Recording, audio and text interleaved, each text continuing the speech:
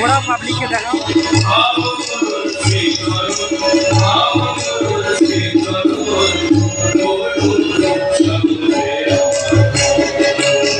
অনেক পাবলিক,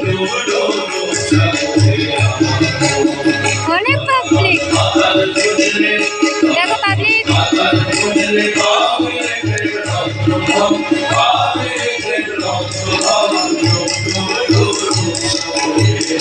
রামপ্রসাদকে দেখা যাচ্ছে না।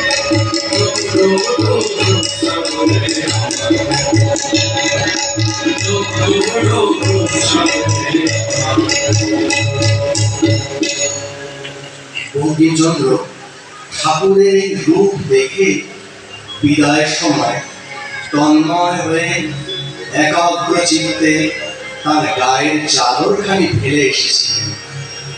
শুধু কি চাদরখানি, নাকি তার পাণ্ডিত্যের অভিমান?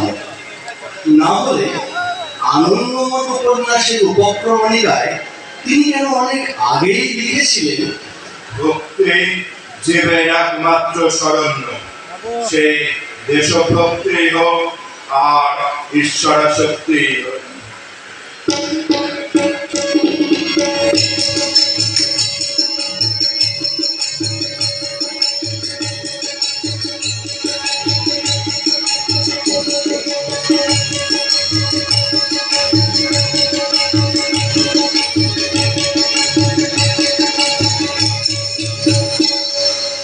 দেখো জীবে যদি পাণ্ডুপুত্র করে, জয় পরাজয় নিশ্চয় নাহি করে।